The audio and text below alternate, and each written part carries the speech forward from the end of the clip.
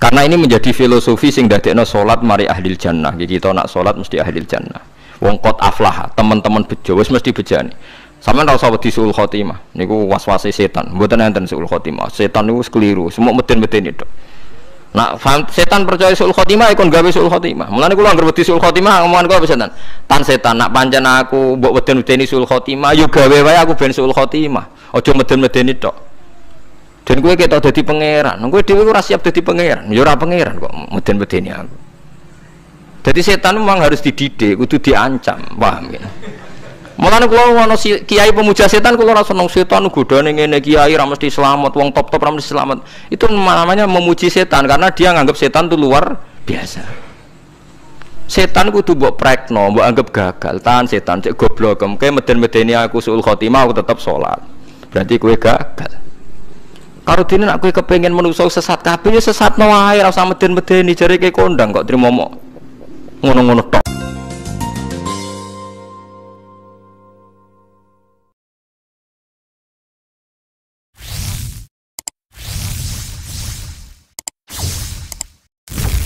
Nah, ini yang terakhir kula terangno tentang filosofi salat. Di kula suwun sing ngaji kula sing seneng kula senajan to donga iftitah mboten wajib.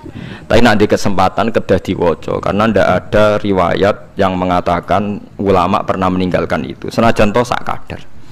Terutama pas napa inna sholati wa nusuki wa mahyaya wa mamati lillahi rabbil alamin. Itu salatku, ngibadahku, matiku, uripku namung kersane Allah. Utawa namung kangge Allah. Karena ini menjadi filosofi sing dadekno salat mari ahli jannah. Kita nak salat mesti ahli jannah. Wong qad aflah, teman-teman bejo wis mesti bejane.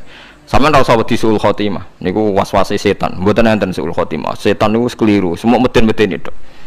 Nak setan percaya suul khotimah ikon gawe suul khotimah. Mulane kula anggere wedi suul khotimah ngomongan kula setan.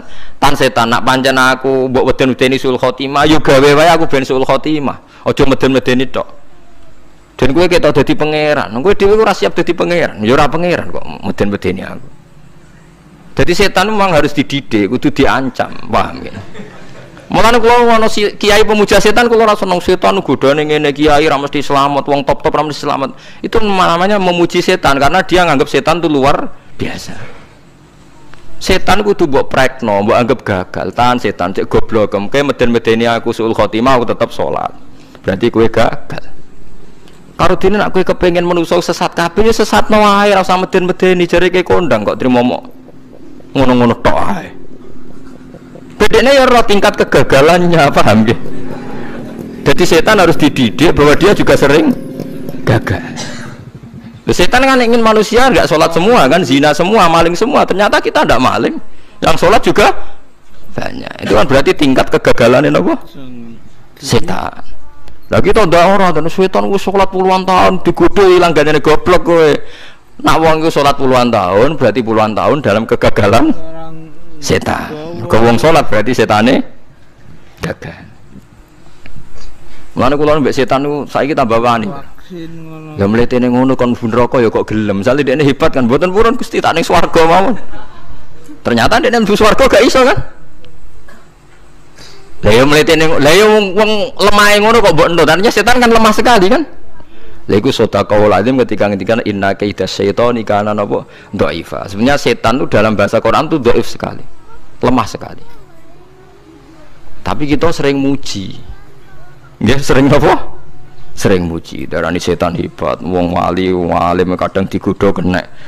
Ya soal kena cerah kena akeh ra kena ngono wis akeh napa? Akeh mboten napa? Kena minimal ngeten lho sampean. Tapi kula nate Gus kepengin tahajud terus tahajud berarti setane menang. Tapi setan ora sekedar kowe kepengin ra tahajud, kepengin kowe kafir.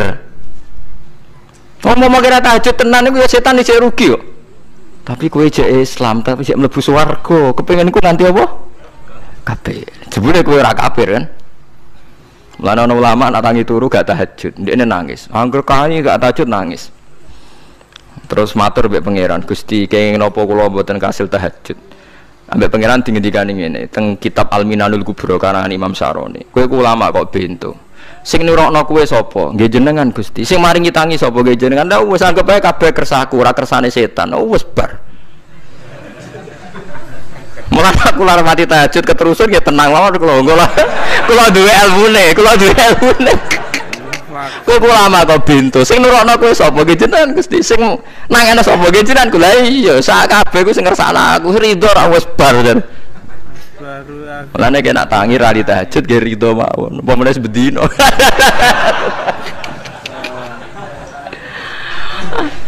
Jadi penak berislam tuh gak apa-apa. Berislam tuh gampang. Ya kowe turu sing kersakno sapa? Nggih jenengan Gusti. Kowe tangi sing kersakno sapa? Lha iku sanggep bae ku kabeh kersakku bar. Paham ya? Terus nak wae tahajud ya tahajud yo kersane pangeran. Ra tahajud ya ra tahajud yo kabeh kersane napa?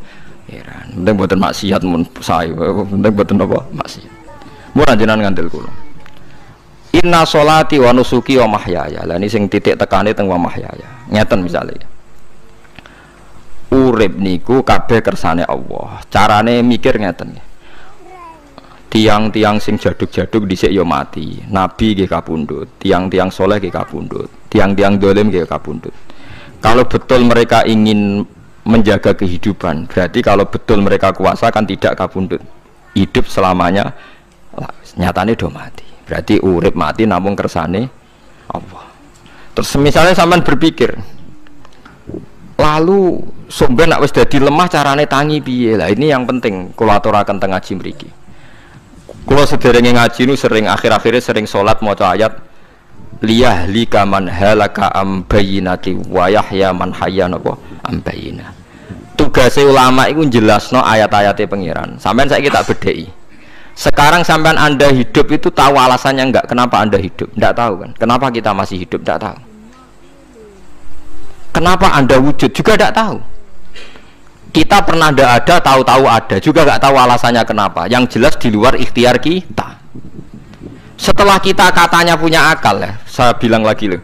Setelah kita katanya punya akal terus bilang kita masih hidup karena orang kelindes truk, karena enggak kena penyakit, karena jantung kita normal, paru-paru kita normal.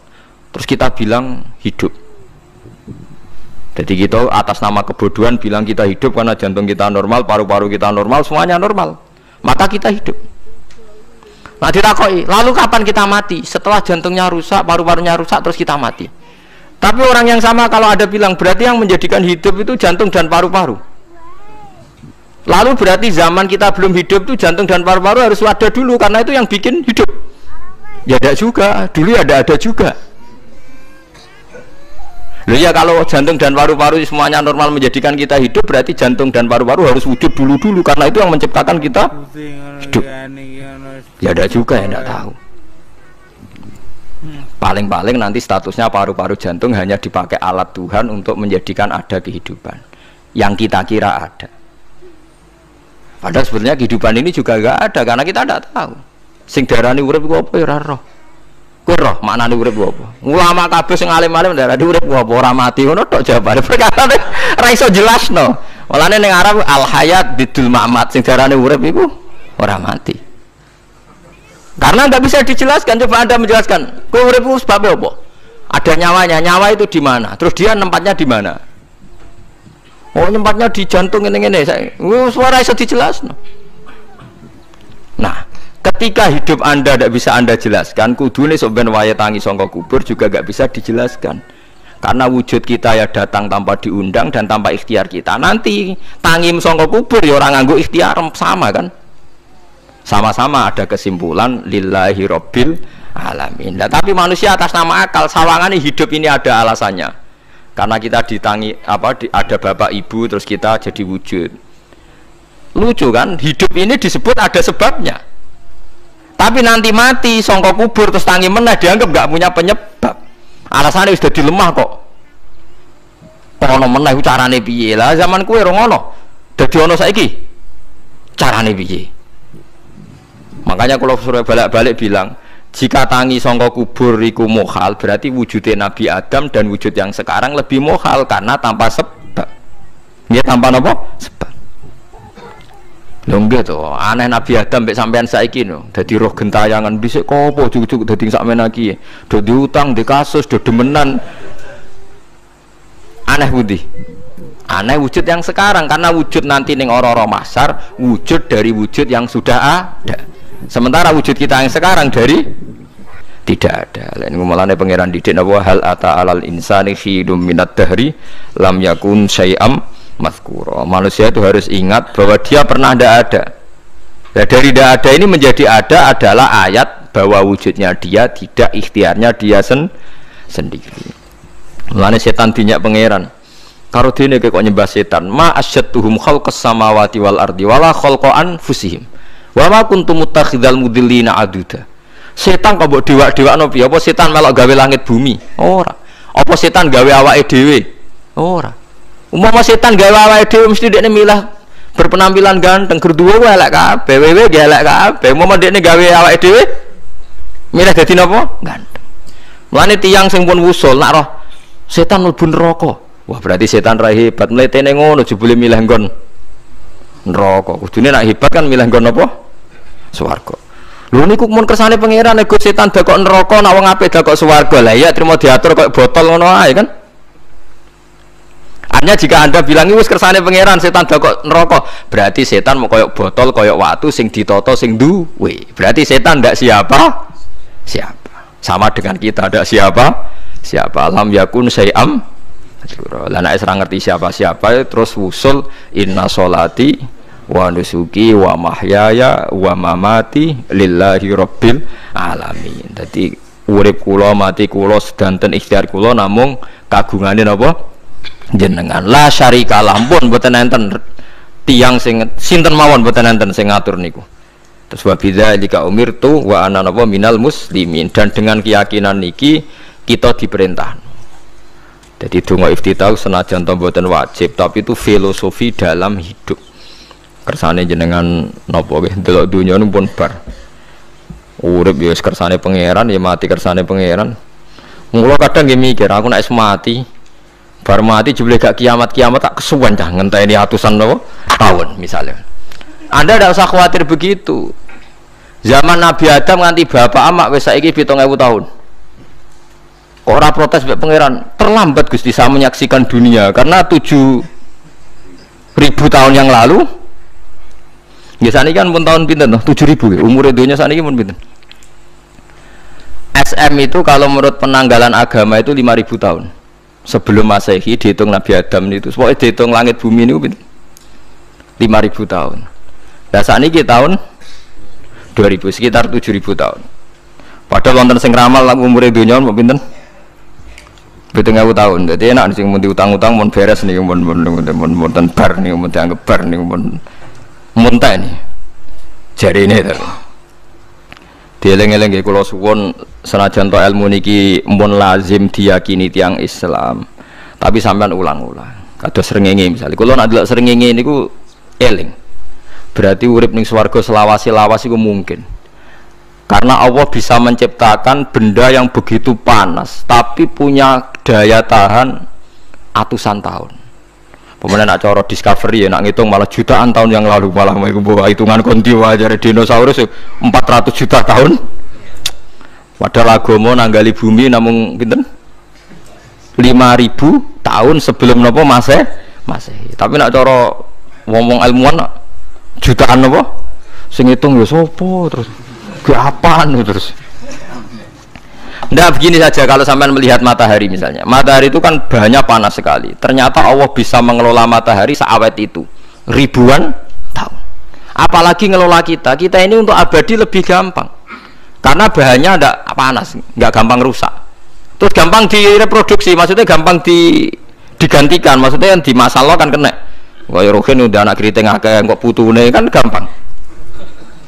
Lho kalau mikir mau gampang ya, misalnya buaya gitu masyhur dianggap hewan purba yang terlama.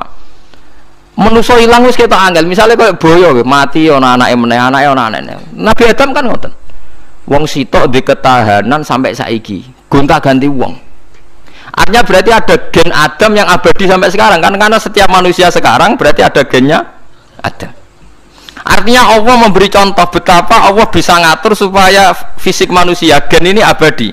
Buktinya Adam nganti saiki kan masih kan? Lho nggih to, pasti di antara jasad kita kan ada unsur Adam. Lah ya Allah gawe sura, apa meneh kowe sebenarnya swarga ning neraka, Allah tetap punya cara untuk bikin abadi. Mbok piye carane?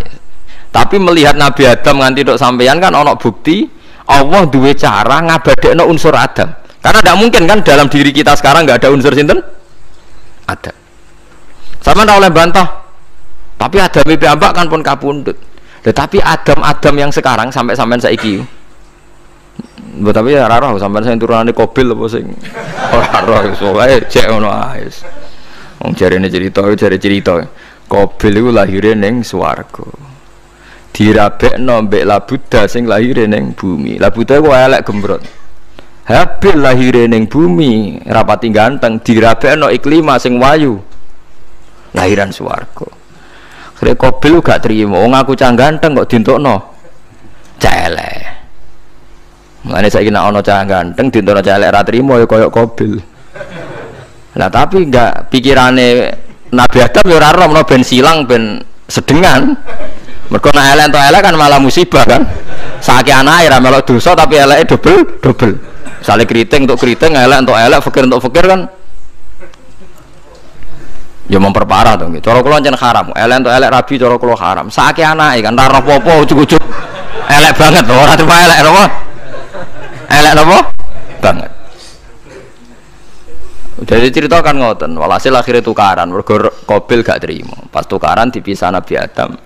Angger sing takor rupe sukses berarti ikhtiari bener.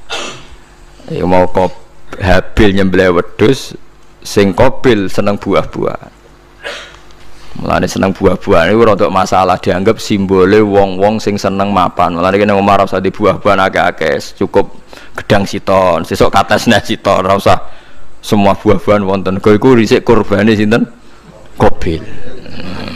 Tapi sing melarat teman-teman yo keliru. Dhisik Habil saleh iku omahe cek penuh daging, paham ya? Perkarane kurbane cek wedhus. Ora pitik, mergo bedigasan pitik niku. Jadi ada sebuah toreko sing ngaramno anak buahe mangan pitik. Perkarane wong ku kelakuane kaya sing dipangan. Ya repot ta ngoten niku. Repot. Ya repot lah ngono terus ya repot. Berarti nek sering mangan welut tak bulet. Ngono ya berlebihan. Toreko ngono napa? Berlebihan wis biasa mawon. Kula nggih boten fanatik biasa. Tapi kalian kula ora seneng mangan. Jadi kan unsur hewani saya kan ndak banyak. Kula rapati seneng napa mangan. Walhasil akhirnya Qabil korbannya gak diterima. Habil diterima. Terus semenjak itu juga akhirnya walhasil Qabil mateni Habil. Jadi makanya konflik wedoan, konflik tertua, mental membunuh ya mental tertua. Pertama peradaban manusia itu dibangun rebutan wong wedok dan saling membunuh. Nah, orang tukaran kira usah gawa, itu tradisi terlama, tradisi terlama manusia. Mesir kok bentrok podo Islami, Irak, Syria kok bentrok itu tradisi terlama. Demi betulan di ruang itu tukaran, tradisi terlama, biasa. Jadi biasa mawon, urip pun apa? Biasa. Sekabeh kejadian yang tadi gini, wa inna sholati wa nusuki wa mahyaya wa mamati lillahi rabbil alamin. Macam-macam ya nanti yang tasawuf ngartekno kabeh ku kersane Allah. Nanti yang fikih ngartekno semua ibadah kita diikhlasno ora golek imbalan, namung kabeh dipersembahkan kangge Allah. Cuma teori fikih ini ada kelemahannya, kesannya Allah itu butuh kita kasih. Padahal kita bisa sholat yang nganggo hidayate pangeran, iso zakat yang nganggo donyane pangeran. Kok kowe ngrasa zakat itu donyane sapa? Mulane sing bener gitu teori tasawuf, kita iso sedekah ya kersane pangeran. Sing kita sedekahno nggih donyane pangeran. Berarti lillahi. Nah, jadi lillahi ta'ala artinya nak cara tasawuf itu bahwa semua kebaikan kita ini karena Allah, karena hidayat Allah. Nah, cara fikih boten kesannya kita yang berbuat lalu kita ikhlaskan Allah. Tapi pertanyaannya kan kita bisa berbuat itu pakai fasilitas apa? Hidayatnya Allah juga kan? Nah, makanya ilmu tertinggi dianggap tasawuf, karena tasawuf ini yang benar-benar lillahi rabbil alamin. Tapi fikih juga baik karena uang kan seneng GR tuh, namanya aku alhamdulillah berzakat. Muni aku alhamdulillah berzakat itu kan ya ora jelas. Muni aku ngrasa dekne pelakune, muni alhamdulillah kersane Allah itu ya bahasa paling gak jelas. Tapi ya apik muni ngono, aku alhamdulillah bersolat. Ya pamer nak aku bersolat, tapi ya ngakoni nak kabeh kersane Allah. Lah nak kersane Allah sing dipamer apane kan ya ora jelas ya. Ya tapi itu apik lah. Muni apa? Aku alhamdulillah bersolat itu ya bahasa agak jelas, ya gak jelas juga bahasa itu tapi ben ngono. Paham ya lengi-lengi terus sholat niku ini yang keempat kalau ceritani hikayatu sholatil khosyiin. Saya baca di beberapa kitab Sayyidina Umar niku dipanah. Panah niku rak wonten mata pancing. Jadi nak melebu niku ditarik sakit, nggih. Nak ditarik napa? Sakit sekali. Ditarik dokter paling canggih pun sakit. Akhirnya Sayyidina Umar kondo, engkau tarik pas aku sholat. Aku nak sholat iku lali. Tenan pas beliau sholat ditarik uga ubah blas ditakok iku jenengan ora krasa blas ora mosok aku ning ngarepe pangeran eling pangeran krasa lara kan dadi aneh tapi alhamdulillah kowe krasa sing aneh ya kowe wong sowan pangeran kok roh ana wong liwat ya roh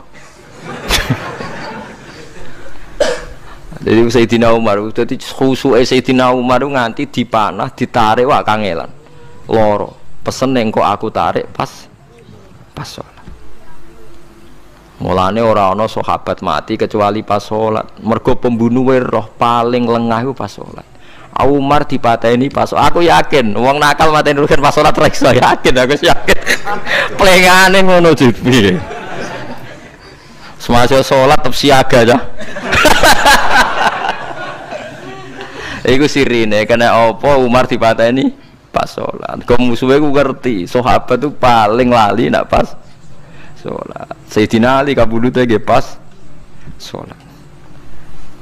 Dan alhamdulillah cerita itu gak ada sekarang karena yang sholat luwih canggih, luwih apa? Canggih. Wah tetap konangan loh. Sholatnya pelengan dis. Konsentrasi penuh menjaga diri sendiri. Nanti kayak lewangeran. Jadi justru itu nunjukno hebatnya Sayyidina Umar. Wes ngerti dalam bahaya tetap sholat. Nak sekali sholat dia yang pengiran tenanan. Mboten roh blas. Sayyidina Utsman nggih pas deres Quran. Wae rata-rata ulama dulu begitu. Manuku masyhur Sayyid Ali Zainal Abidin itu pas dia sholat blandar ceblok sampai bajunya sobek, omah kobong dekne ra roh. Ditulung siapa saja gak tahu ya dia karena asik mbek pangeran. Mosok jarene mosok aku pas madhep pangeran eling liyane. Vaksin kok. Nah, tapi kita ora iso kan bayangno salat-salat ke kelas ngoten niku. Nah, Kanjeng Nabi Muhammad soft paling guri niku yasma'u azizu sotri ka azizil mirjal. Nabi nak salat niku sing guri niku ngerti dentuman dadane Nabi sang wedine nang pangeran kados banyu sing umum. Ka'anna husya alaih sampai Nabi meh pingsan saking wedine pangeran. Ini disebut taqsa'irru min hujuludul ladina yakhshawna rabbahum.